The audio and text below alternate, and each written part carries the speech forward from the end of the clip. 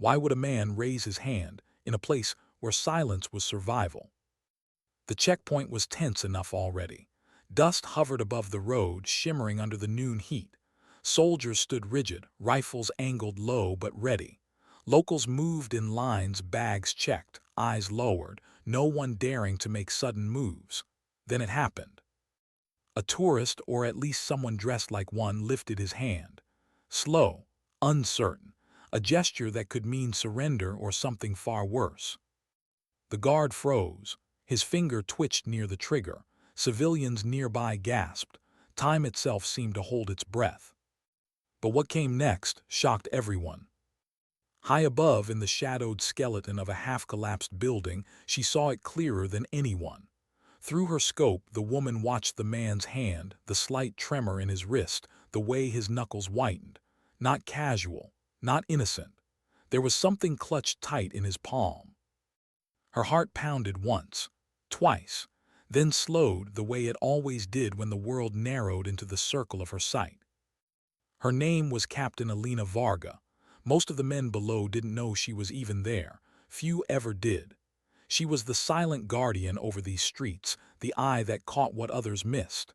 A sniper, a shadow, a woman whose presence was not announced but felt in the stillness after a bullet cracked. But this wasn't the kind of moment she trained for. Her breath caught as she studied the man. Civilian clothes, backpack slung carelessly, sweat streaking down his forehead. His raised hand looked almost desperate, as though trying to signal something. Yet his lips didn't move. No cry for help. No explanation. Just that clenched fist. She hesitated. The commander's voice crackled faintly in her earpiece. "Do you see it? Confirm." She didn't answer right away. She wanted to. She should have. But something about the man's eyes, wide, wet, searching, froze her finger against the trigger guard. For years she had trained herself to read gestures, micro-expressions, the twitch of danger before it revealed itself. And yet here in this moment she felt split. Logic told her, act fast, end the threat, protect the guard, the civilians, the patrol. But something deeper, quieter, whispered, wait, look closer. She thought of her father. It was years ago, long before uniforms and rifles and foreign deployments. He had taught her patience in the simplest of ways, fishing by the river near their home. He would sit, motionless, eyes on the line, hours passing without a single bite. She had fidgeted, restless, but he'd smile and say, "The moment you lose patience, you lose the truth of what's beneath the surface." That voice was here now, tugging at her. Her commander's tone hardened. "Varga, report." She exhaled slowly, adjusting the focus on her scope. The crowd at the checkpoint shifted uneasily. Mothers pulled children back. The guard barked something in the local language, but the man didn't move, didn't drop his hand. She noticed then the faintest glimmer between his fingers. Metal, but not shaped like a gun, not even like a detonator, something smaller. What was it? Her breath slowed. The sweat on her back cooled under the draft sneaking through the broken concrete walls around her. She steadied her aim. Her rifle's crosshairs lingered on the man's chest. One squeeze, that's all it would take. But then the man opened his hand. The crowd gasped. It wasn't a weapon, it wasn't a detonator, it was a photograph. A faded one, edges curled, colors washed pale by time. The guard's shout faltered. Confusion rippled through the civilians, and from her perch above, Elena's chest tightened in a way she didn't expect. Because she knew that look, the way someone clung to a photograph like it was the last tether to something real. Her own wallet carried one too, a creased picture of a girl, maybe 7 years old, smiling at the camera with 2 missing teeth. Her sister, the one she hadn't seen in more than a decade. The one she thought about every night before pulling the trigger on another stranger. Her throat went dry. The commander's voice barked in her ear. "What the hell is going on down there? Do we have a threat or not?" She didn't answer. Not yet, because the tourist, or whatever he was, wasn't lowering his hand. He was pointing the photograph directly at the guard, his lips trembling, finally forming words too soft for anyone to hear. But she read them. "She's gone." Her pulse stuttered. Was he mourning? Was this grief mistaken for threat? Or was it another layer of deception, a ploy to distract, to soften? Her finger tightened on the trigger. Her chest rose and fell, slow, controlled. Yet inside her mind was a storm. What was she protecting anymore? The civilians who feared her unseen presence? The soldiers who never knew her face? Or was it something smaller, more fragile, the hope that someone, somewhere, was still worth saving? She thought of the girl in the photo again, her sister. The last words they exchanged before the war tore them apart. Harsh words. Words she wished she could take back. And maybe that's why her hand trembled now, why her scope blurred for the first time in years. Because behind that man's raised hand, behind the checkpoint tension, behind the rifles and uniforms, was something she couldn't shoot: grief. The commander growled, "Varga, if you're compromised, I'll find someone who is." She swallowed, thumb brushing the safety switch. Her choice had to come now. The man suddenly dropped to his knees. The crowd surged backward.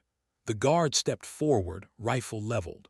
The photograph fluttered, slipping from his hand, caught in the hot wind before landing in the dirt. Elena's breath hitched. For one suspended heartbeat, everything stilled. The dust, the soldiers, the whispers, even the ache in her chest. Then she spoke, barely above a whisper, "No shot." The silence in her earpiece was heavier than any bullet. Down below, the guard hesitated, then yanked the man to his feet. Shouts erupted, orders barked. Civilians pressed farther back. Yet no weapon appeared. No explosion ripped through the checkpoint. Just confusion, just fear. And a photograph lying in the dirt, face down, as if too fragile to be seen. Elena lowered her rifle. The weight of it felt unbearable. She should have felt relief. Instead, she felt something else, a quiet dread, because she knew this was only the beginning. There was something in that man's eyes, something unresolved, something dangerous, not because it carried metal or fire, but because it carried a story. And stories, she knew, could be far deadlier than weapons. What kind of man risked death just to raise a photograph? The question gnawed at Elena long after the checkpoint cleared. Hours passed, yet the image of the man kneeling in the dust replayed in her mind. His lips trembling, his fist unclenching, the faded picture fluttering down like a fragile confession. She sat in the dim shelter of her hide, rifle propped against the wall, the echo of her own restraint heavy in her chest. The commander hadn't called her again. That silence was its own judgment. Outside, the streets shifted into twilight. Vendors packed their carts, children hurried home, the air thickened with the smoke of cooking fires. But the city never relaxed. Fear was sewn into its fabric. Even laughter, when it came, was brittle. Elena rubbed her temples. She should have pulled the trigger. That's what the handbook said, what the rules of engagement demanded. Suspicious movement, raised hand, unknown object, neutralize, protect the unit. End of debate. But it wasn't the handbook that haunted her. It was the look in his eyes. She thought of her sister again, the one she left behind, the girl with the missing teeth and wide, trusting eyes, the one she'd promised to protect, only to watch war scatter their family like ash. That promise, broken and unspoken, was the reason she volunteered for sniper school, to control the uncontrollable, to stop the chaos that once stole everything from her. And yet here she was, hesitating, letting ghosts steer her scope. A knock on the metal door broke her spiral. Sharp, deliberate, she stiffened. Few people knew where she was positioned. "Varga," a voice called, not the commander, softer, younger. She slid her pistol free, approached, and cracked the door open. Private Andrick stood there, shifting his weight, helmet tucked under his arm. He couldn't have been more than 21. Fresh lines on his face betrayed nerves he tried to hide. "Lieutenant wants to see you," he said. His eyes darted away as if he already knew what for. Elena holstered the pistol, grabbed her pack and followed him through the rubble-lined streets. They walked in silence, boots crunching on broken glass, stray dogs weaving between alleys. She caught Andric glancing at her rifle slung over her shoulder, then quickly looking away again. He finally spoke, voice low. "I heard you didn't take the shot." She didn't answer. "I mean, I'm glad you didn't," he added quickly. "The guy wasn't armed, right? Just strange." His words hung awkwardly, as if he wasn't sure whether she'd take it as comfort or insult. When they reached the command post, a sandbagged office in what used to be a school, Andric peeled off, leaving her to face the lieutenant. Inside, maps sprawled across a table, dotted with pins and grease-pencil notes. Radios hissed with static. The lieutenant stood behind the desk, arms crossed, jaw tight. "Sit," he ordered. Elena obeyed. He studied her, eyes sharp. "You had the man in your sights, you didn't take him." She met his gaze, because he wasn't a threat. "You're certain of that?" She hesitated, certain enough. "Certain enough." His voice rose, then flattened. "Varga, your job is not to interpret grief from 50 meters away. Your job is to protect this unit." She leaned forward slightly. "And sometimes protection means restraint. If I'd fired, we'd have blood on the ground, civilians panicking, and maybe even a riot. You know how fast this city turns." The lieutenant's silence was harder than any shouted rebuke. He finally said, "Command is already asking why you hesitated. They don't like questions without answers. Neither do I. If you can't be decisive, they'll find someone who can." Her jaw tightened. She wanted to argue, to explain the flicker she saw in that man's eyes, the way his trembling lips formed words only she seemed to catch. But how could she explain grief as a tactical decision?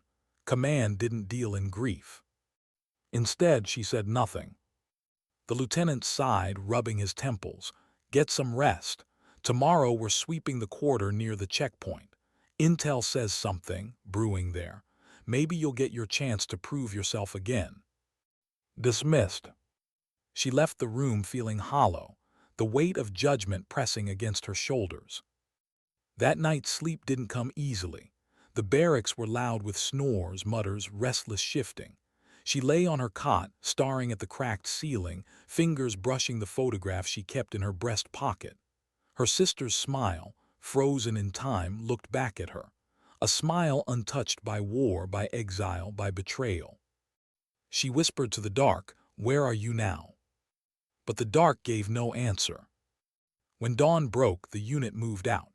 Streets still damp from the night rain glistened under a gray sky. Patrol vehicles rolled cautiously, soldiers scanning rooftops, alleys, windows. Elena walked on the perimeter, rifle slung, eyes sharp.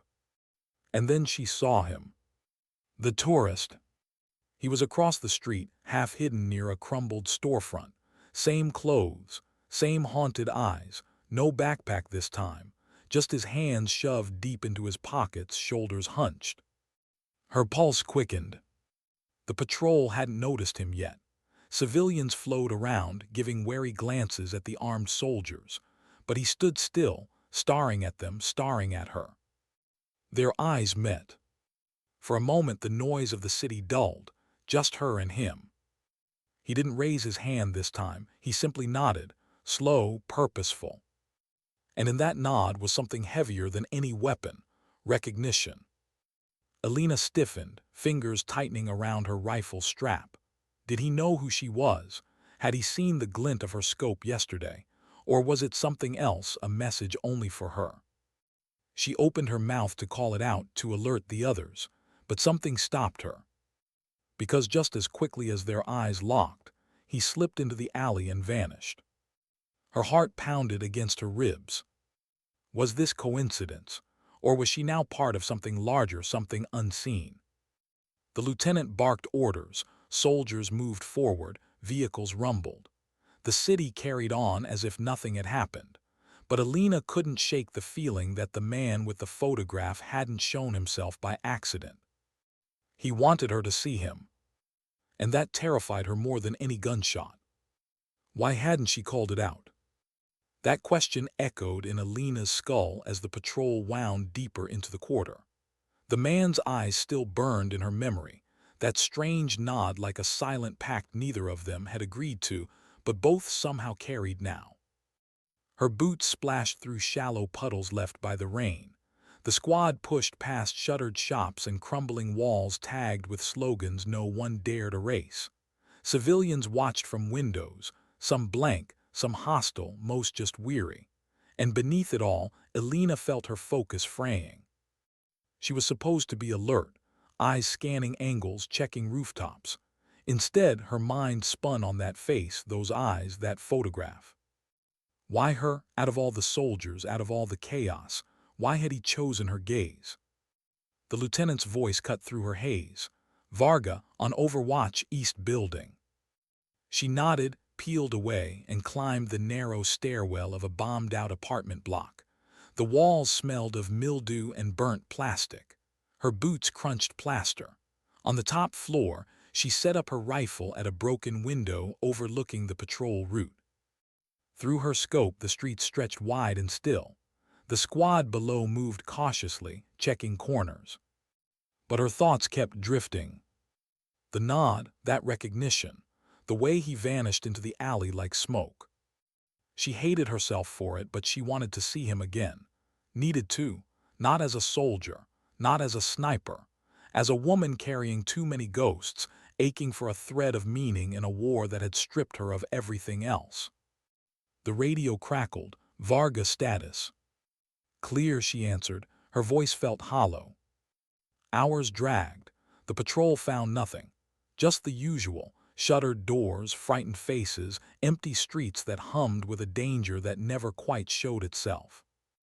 By dusk, they regrouped at the checkpoint. Soldiers slumped against sandbags, sweat streaking their faces. The lieutenant debriefed in clipped tones. Then, to her surprise, he dismissed them early. Elena returned to her barracks, but rest was impossible. She sat on her cot, the photo of her sister balanced in her palm. She traced the creases, remembering the day it was taken, a picnic near the river, sunlight flickering on the water, her sister's laugh ringing out like a bell. That was the day before everything cracked open, before their village became a front line, before their father never came back. She whispered, "I'll find you, I swear." But her voice faltered, because promises spoken to photographs never felt real. A sound at the window snapped her back. She turned sharply, hand flying to her pistol. A shadow moved outside, a figure. She approached cautiously, heart hammering. The glass was dirty, cracked, but she saw him. The tourist. He stood in the alley across from the barracks. No crowd this time, no chaos, just him waiting, watching her. Her breath caught. Slowly, deliberately, he lifted something. Not a weapon, not even the same photograph, a folded paper. He held it up, then pressed it flat against his chest. Before she could react, voices echoed from the corridor behind her. Soldiers laughing, boots clanging. When she turned back to the window, the alley was empty. Gone. Her pulse thundered. She rushed outside, pushing past the other soldiers, ignoring their curious glances. By the time she reached the alley, it was deserted. Only scraps of trash fluttered in the evening wind. She cursed under her breath. But then she saw it. A piece of folded paper, wedged under a loose stone. Her fingers shook as she pulled it free. It wasn't military code, not propaganda, just a note handwritten in shaky letters. "I know who you are." Her blood ran cold. The handwriting was clumsy, like someone unpracticed, but the words sliced through her like shrapnel. "I know who you are." What did that mean? Her identity wasn't public. She operated from the shadows. Few even in her own unit knew her past, her family, her reasons for being here. If this man knew. She crumpled the paper in her fist. Back in the barracks, she lay awake, staring at the ceiling, mind racing. The note burned in her chest pocket like a brand. Did he know about her sister, her family, the promise she had buried beneath layers of duty? Or was it something darker, a threat, a trap, bait to lure her into breaking protocol again? And why did she want to believe it was something else, something more? She thought of his eyes at the checkpoint, wet with grief, of the photograph he raised, desperate as if to say, "See me, not the uniform." Her chest ached. At dawn, she volunteered for patrol again. The lieutenant eyed her, suspicion behind his tired glare, but he didn't refuse. Through the day's grind of checkpoints and searches, her gaze kept scanning for him, for the nod, the paper, the eyes. Nothing. Until evening, when she caught movement on a rooftop 3 blocks away. Not hostile, not armed, just a silhouette watching her. She lifted her binoculars. It was him. And this time he didn't vanish. He simply stood there, motionless, staring at her. And in that stillness, Elena felt something she hadn't in years. Not fear, not rage, something far more dangerous. Recognition. Why didn't he run this time? Elena kept her binoculars fixed on the figure across the rooftops. The man didn't hide, didn't duck, didn't scatter like the others always did when spotted. He simply stood there. His clothes still looked like a traveler's jacket, frayed, shoes scuffed, but not local. And those eyes, they pinned her in place more firmly than any commander's order. The squad around her carried on with their sweep, unaware of the silent conversation strung across the sky between them. She should have radioed it in. A possible scout, a lookout, a threat, but her lips never parted. Instead, she lowered the binoculars and lifted them again, as if testing whether he was real. He hadn't moved. And then, with the same slow intent as at the checkpoint, he raised his hand again. Not clenched this time. Open, palm outward. A universal signal, stop. Her breath hitched, her instincts warred. This wasn't protocol, this wasn't war, this was something else. The lieutenant's voice burst in her earpiece. "Varga, report, what have you got?" She swallowed, eyes locked on the man. Her thumb hovered over the radio switch. Her finger trembled. "Nothing," she said. The word tasted like betrayal. By the time she dared glance back, the rooftop was empty. That night her hands wouldn't stop shaking. She sat alone in the barracks, staring at the folded note he'd left her, the letters carved into her mind. "I know who you are." It was impossible. Nobody here knew her past. She buried it under medals, assignments, silence. Even the unit only knew fragments, that she was efficient, cold, the one who rarely missed.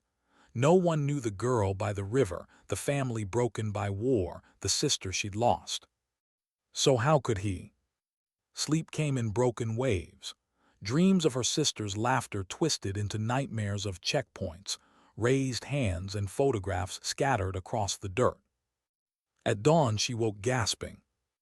The city stirred outside, horns blaring, voices calling, children already darting through alleys. She needed air. She needed to move. Ignoring orders to rest, she slipped into the streets alone.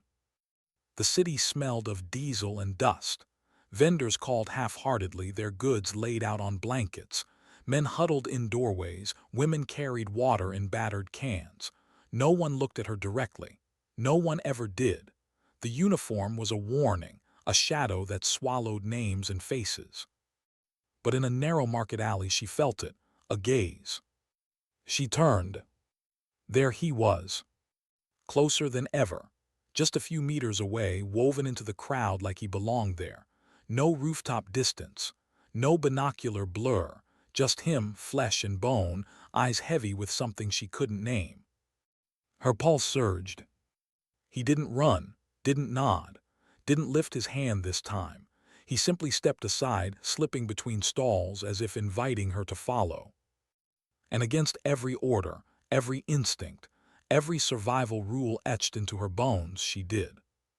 The crowd swallowed them. She trailed him through winding alleys, past crumbling walls, into quieter streets where the noise faded. He never looked back.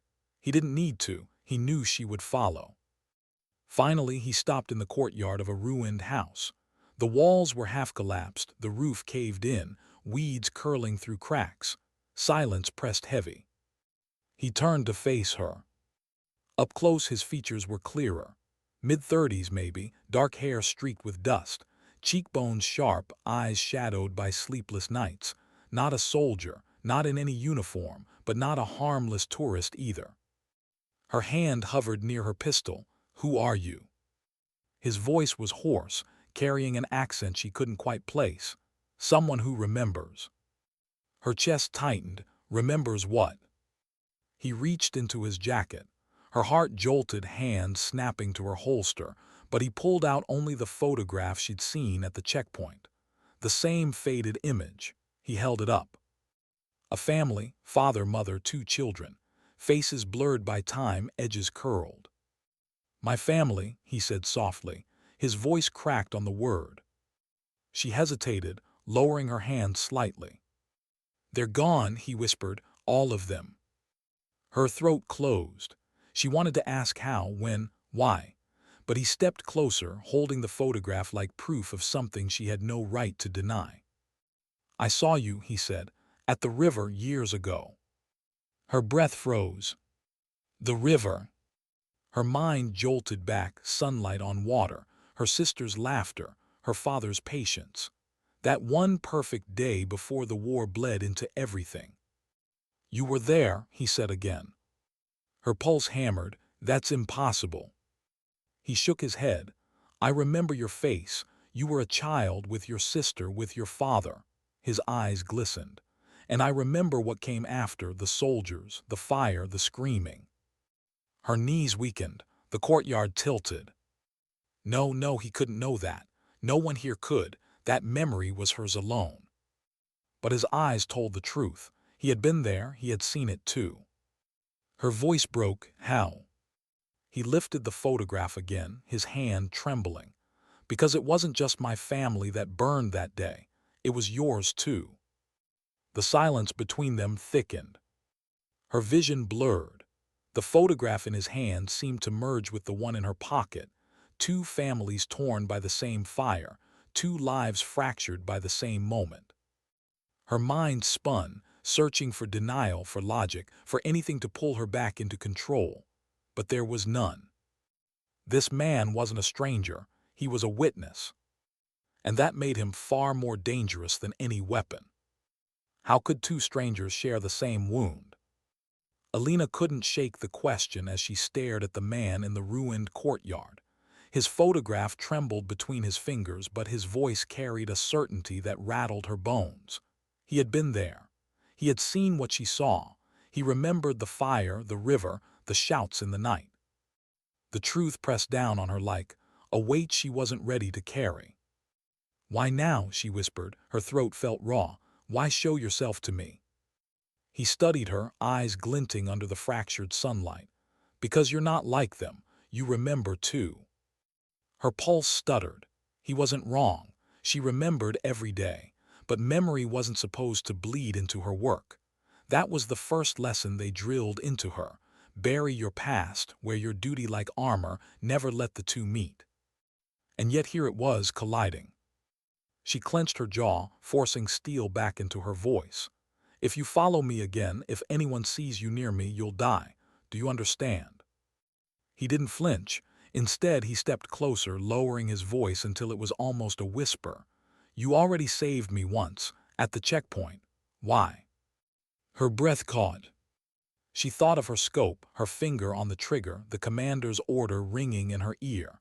One squeeze could have erased him, but she hadn't. "I don't know," she said. But she did know, and that truth terrified her more than any bullet. Before she could say more, voices echoed from the street beyond the ruins. Her unit. She stiffened, eyes darting. "Go." The man hesitated.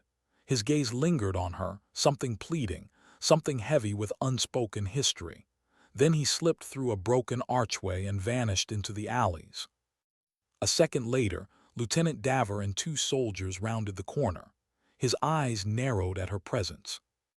"Varga, what are you doing here alone?" Her body snapped into stiffness. "Securing the area, sir." His suspicion hung in the air. He glanced at the rubble, then back at her. without backup. She held his stare. Yes. He didn't believe her. She saw it in the tight set of his jaw, the flicker of distrust, but he didn't push it. Not yet. Next time you don't go wandering, clear. Yes, sir. As they moved back toward the patrol, Elena felt the note in her pocket like a knife tip. I know who you are. The man's eyes haunted her, his words echoing in her skull. You were there. At the river.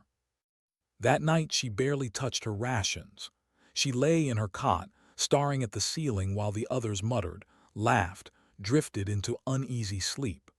The photo of her sister pressed against her heart felt heavier than ever. Her thoughts spun circles. If he knew her past, who else did? Was he a survivor seeking connection, or a manipulator digging at her weakest wound? Why now? Why here? And the thought that cut deepest, why did a part of her want to believe him? Because if he truly had been there, then she wasn't alone in her memory. For the first time, someone else carried the same scar. The next morning, tension rippled through the squad. Rumors spread of insurgent movement in the quarter. Command ordered tighter patrols, stricter searches. Elena stayed quiet, her eyes sharper than ever, her silence heavier.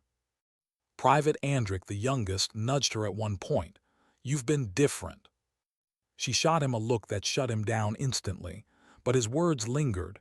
Different, yes, she was. And then it happened again. Midway through a sweep, she spotted him. Not on rooftops this time, in the crowd.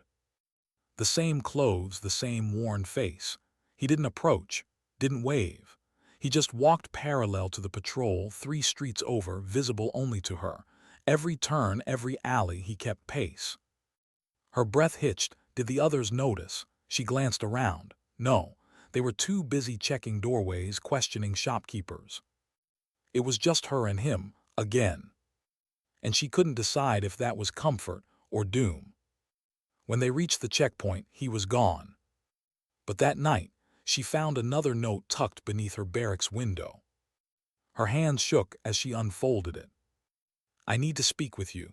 Alone tomorrow, the river. The river. Her chest constricted. Memories surged. Her sister's laughter, her father's calm voice, the gunfire that shattered it all. She crushed the note in her fist, then pressed it to her forehead. This was madness. She couldn't, if anyone caught her. But could she really ignore it? The next day she carried out her duties like a machine, but inside, every tick of the clock dragged her closer to the edge. By evening, when the squad returned to base, she slipped away unnoticed. The river still wound through the city, though it had turned black with runoff and trash. The banks were cracked, weeds choking what once had been grass. Yet as she stood there, she saw it, faint flickers of memory, sunlight, laughter, safety. And then she saw him, waiting on the opposite bank. Her breath trembled. He didn't smile, didn't speak at first, just looked at her, eyes heavy with the weight of 2 lives broken in the same fire. Finally he said, You don't remember me, but I remember you. Her knees felt weak. Why tell me this now? Because memory is a weapon too, he whispered, and someone needs to know the truth of that night. Her stomach tightened. What truth? His gaze locked on hers. It wasn't just war that destroyed our families, it was someone's choice. The river's silence pressed between them. Her chest constricted, because in his voice she heard something she hadn't expected, not just grief, not just memory. Accusation. What if the enemy wasn't the one across the street, but the one who gave the order? Elena felt the river's stench cling to her lungs as she stared at the man. His words had cracked something open inside her, and she hated him for it. It wasn't just war, he repeated, voice like gravel dragged across stone. It was choice, deliberate, someone decided, and we paid the price. Her body stiffened. She wanted to walk away, to dismiss him as a liar, but she couldn't, because his eyes, raw, desperate, unwavering, carried something too familiar to deny. You think I'll believe that? She asked, her voice trembling under the weight of control. He stepped closer, stopping at the edge of the broken bank. I don't need you to believe me. I need you to remember. You were there. You saw the men who fired first, and they weren't the enemy you were told to hate. Her throat closed. A flash of memory sliced through her. Uniforms glinting in the half-light, voices shouting in her own language, gunfire shredding the silence. She shook it away, clenching her fists. No, that couldn't be true. Her mind had rewritten that night 1,000 times. If she had allowed herself to see what he was saying, she would have drowned long ago. I don't know you, she spat, and you don't know me. But he didn't retreat. His hand rose, holding out the same torn photograph. Up close now, she could see it clearly. Two girls, one slightly older, standing in front of a house by the river, their arms around each other, their smiles wide. Her heart slammed into her chest. It wasn't her. But it could have been. The younger girl's eyes mirrored her sister. The older's posture mirrored her own. A parallel life, shattered the same night on the same street. Her breath broke. We're not enemies, Elena, he whispered, her name slicing the night. We're the same wound. Her knees weakened. He shouldn't know her name, he shouldn't know any of this, and yet he did. She stepped back, the photo burning into her vision. If you're lying, I'll kill me? His tone wasn't mocking. It was tired, almost resigned. Go ahead. I've lived with nothing since that night, but if you're honest with yourself, you'll see the truth. Not all uniforms protect, not all enemies destroy. Her chest heaved. The silence of the river pressed against her like a noose. And then a voice cut through the night. Varga. Her body jolted. Lieutenant Davers' shadow appeared at the top of the embankment, flanked by two soldiers with rifles raised. What the hell are you doing here? He barked. Her mind raced. If they saw the man, it was over. But when she turned, the bank was empty. The man was gone. Her hands shook, but she snapped to attention. Sir, I was securing the perimeter. Davers' eyes narrowed. He didn't buy it, not for a second. His jaw tightened, suspicion curling like smoke around him. You're slipping, Varga, he muttered. Keep it together, or I'll find someone who will. Her stomach twisted as the soldiers pulled her back toward base. The weight of their eyes on her spine felt heavier than her rifle. That night sleep refused her. Every creak of the barracks, every whispered laugh, every scrape of boots against concrete made her skin prickle. She kept her hand against her chest, where the man's photograph should have been. But it wasn't there. He still had it. And somehow, that terrified her more than if she'd kept it. The days blurred, patrol after patrol, inspection after inspection, but her focus frayed. She missed signals, snapped at Andric when he asked an innocent question, nearly botched a perimeter sweep because her eyes kept darting to the rooftops. And always she felt Davers' gaze, watching, measuring, waiting for her to falter. Then the whispers began. In the mess hall, voices dropped when she walked past. In the barracks, laughter cut short as she entered. And once, late at night, she overheard Andric murmur to another soldier. She doesn't trust us. She's hiding something. Her stomach turned cold. By the fourth night, she snapped awake to the sound of boots outside her bunk. Davers stood over her, his silhouette outlined by the dim light. You're restless, he said quietly. Not an accusation, a warning. She forced her voice steady, no more than anyone. He leaned closer, his breath heavy with cigarettes. I know what restless looks like, and I know what it costs. Don't make me report you. Her jaw clenched. He waited a beat longer, then walked away, leaving her with her pulse hammering against her ribs. The next day, she found another note. This time, tucked into the sling of her rifle. They'll turn on you before you turn on them. Trust your memory. Meet me again. Her hands trembled. Every instinct screamed to burn the note, deny its existence, crush this loop before it strangled her. But she couldn't. Because deep inside she already knew. There were pieces of that night she had buried too deep, convinced herself she had imagined, stitched over with false certainty. The uniforms, the voices, the way her sister had screamed not in a foreign tongue but her own. Her throat closed. Maybe he was right. Maybe the wound wasn't just loss. Maybe it was betrayal. But if she admitted that, everything she'd built, everything she'd killed for, everything she had carried would collapse. And maybe that collapse had already begun. That evening, as the sun bled into the horizon, she slipped out again. Her steps were slower this time, her heart heavier. She knew it was madness. Knew Davers' eyes would follow. Knew the squad's whispers would grow. But she couldn't stop. She needed answers, even if they broke her. How many times can you deny what your heart already knows? Elena moved through the dying light, every step a betrayal of the oath she had sworn. The streets hummed with silence, that eerie kind of stillness before curfew when the city seemed to hold its breath. She pulled her hood low, her rifle slung but her eyes sharp. Every shadow looked like accusation. Every echo of boots made her blood run faster.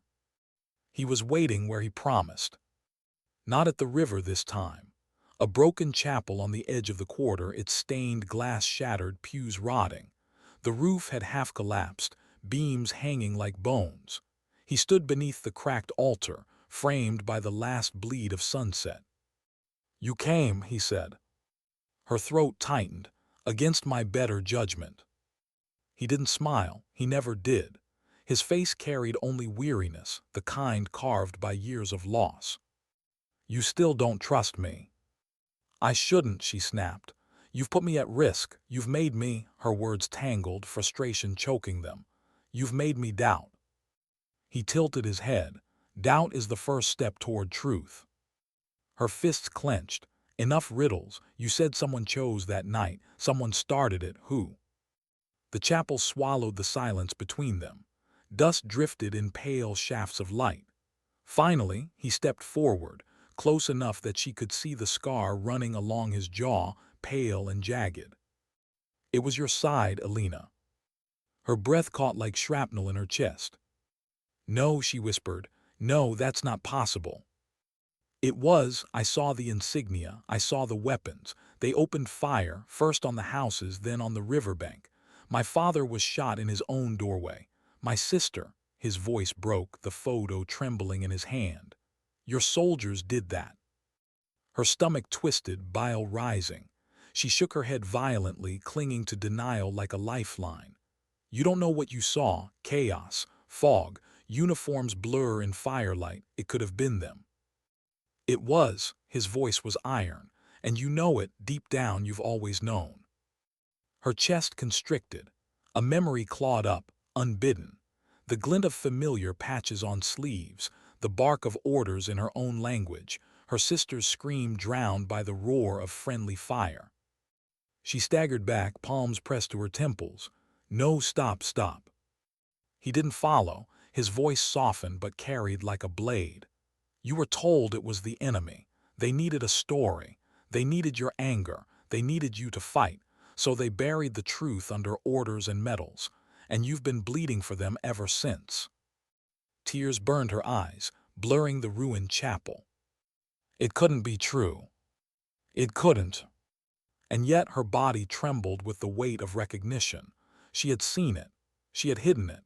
And she had carried that silence like a brand all these years. Her voice cracked. "If that's true, then everything I've done, every life I've taken." The man's jaw tightened. "Not your fault, not then. You were a child like me, but now—" his eyes locked on hers, fierce and pleading. "Now you can choose what kind of soldier you want to be, blind or honest." Her knees threatened to buckle. Her heart pounded with the urge to scream, to collapse, to tear the truth back out of her chest and bury it again. But then boots echoed outside the chapel. She spun, hand on her rifle. Davers' voice cut through the silence, sharp and furious. "Varga." Her blood froze. He stepped into the broken doorway, two soldiers behind him with weapons raised. His eyes darted between her and the man by the altar. His jaw clenched with confirmation. "I knew it," Daver growled. "You've been compromised."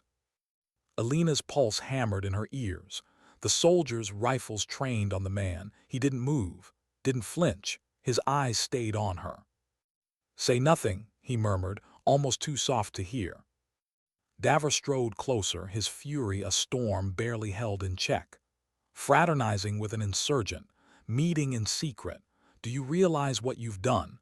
You've put all of us at risk. You've betrayed your unit." "No," she rasped, but her voice was thin. "You think I haven't seen it?" His tone sharpened. "Your distance, your silence, the way you disappear on patrols. I gave you the benefit of doubt, but now you're finished." The man finally spoke, his voice calm. "She isn't your pawn anymore." The soldiers bristled, guns steady. Davos snapped, "Shut your mouth." Elena's hands shook. Her mind spun in chaos. If she spoke, she condemned herself. If she stayed silent, she condemned him. If she fought, she condemned them all. Her gaze flicked between them, her commander's fury, the man's quiet defiance, the rifles trembling with tension. And in that suspended heartbeat, she understood. This was the choice the river had left her with all along.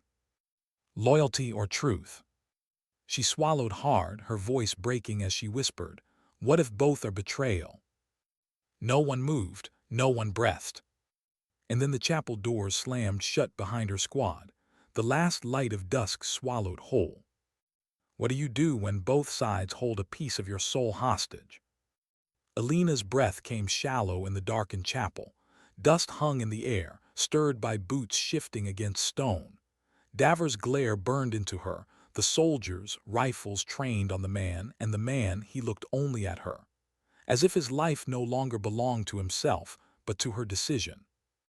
"Varga," Davos barked, his voice clipped, sharp as broken glass. "Step away from him, now." Her feet refused to move. Her hands tightened on her rifle, but not in obedience, in paralysis. The man spoke, calm and low, his words threading directly into her chest. "You know the truth now. They'll bury it if you don't act. And then what did your sister die for?" The mention of her sister cracked something open.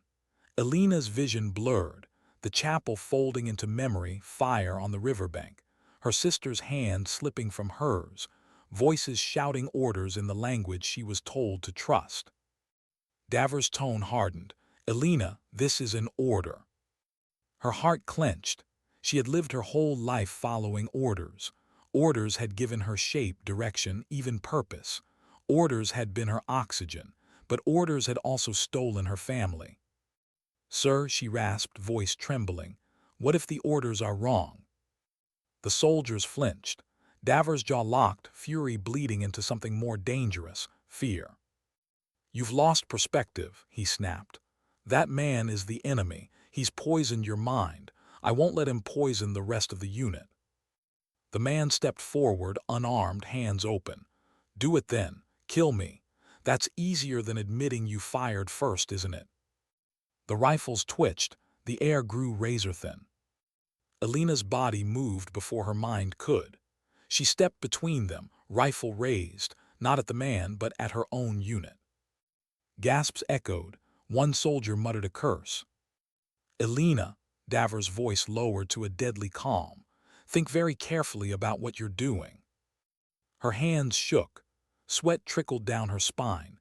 She'd never aimed at her own before. Not once. And yet here she was, staring down the barrel of betrayal and truth, knowing one choice would sever her forever from everything she had known. The man whispered behind her, "You don't have to shoot, just choose." Her throat closed. And in that instant, she made her choice. She lowered her weapon, not to surrender, but to break the moment's spell. "I won't be your weapon anymore," she said, her voice steadying. Davos' fury exploded. "Traitor." The soldiers shifted, uncertainty rippling through them. One lowered his rifle slightly, eyes darting between commander and comrade. Doubt was contagious.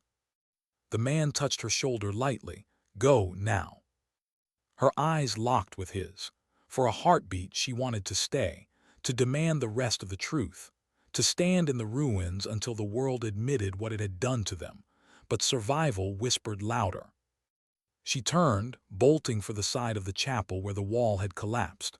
Bullets cracked the air, stones shattered, but somehow she made it through the jagged opening. The night swallowed her.